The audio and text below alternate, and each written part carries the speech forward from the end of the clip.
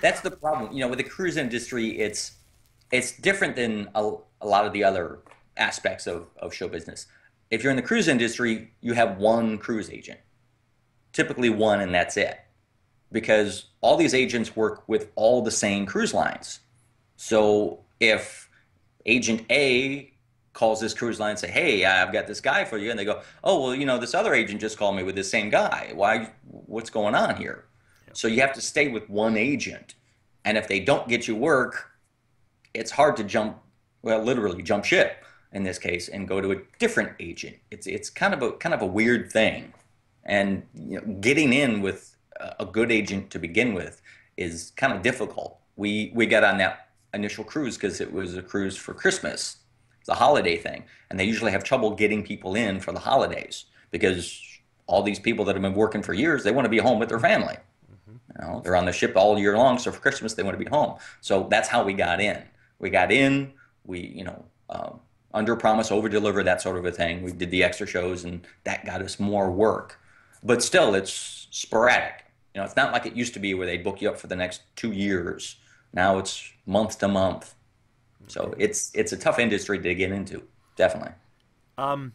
When you start talking about that vein, month to month, is it a situation now where they're calling you and going, "Hey, we need somebody next week," or "We need you next week," or are you at least getting booked out a month or so in advance?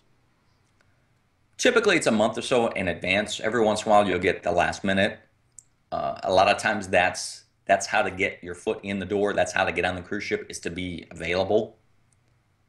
This particular agent I was working with many, many years ago was trying to get in on ships, and they called me 2 or 3 times in a 6-month period with a last minute gig, and I was already booked. I was out of town going someplace. It wasn't a gig I could give up. And so I kind of got dropped off their list. I said no too many times and went to the bottom of the list and kind of forgotten about. And then started contacting them again and got on their radar, as it would. And then it was literally 3 weeks before the cruise when I got an email that said, "Hey, are you available for this?" And it's like, "Yes, we are. I know it's Christmas time, but let's go. Let's do it." Okay. And it's actually I'm trying to get out of it now because we had a baby. I have a 10-month-old, so it's kind of like if I'm gone for 3 weeks, she's going to grow a foot and a half. So, Yeah, yeah, it's tough to do it when you have a little one.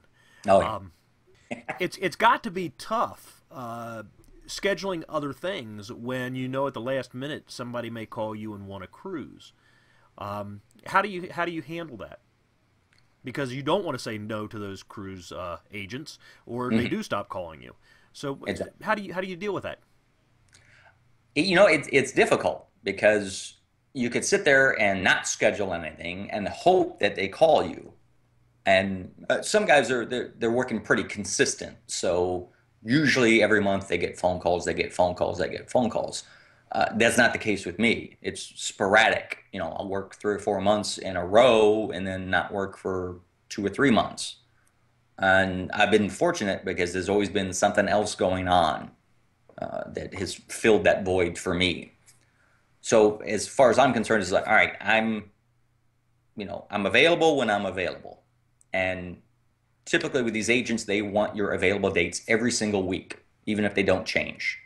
So every Friday, an email goes out to my agent going, "These are the days I'm available."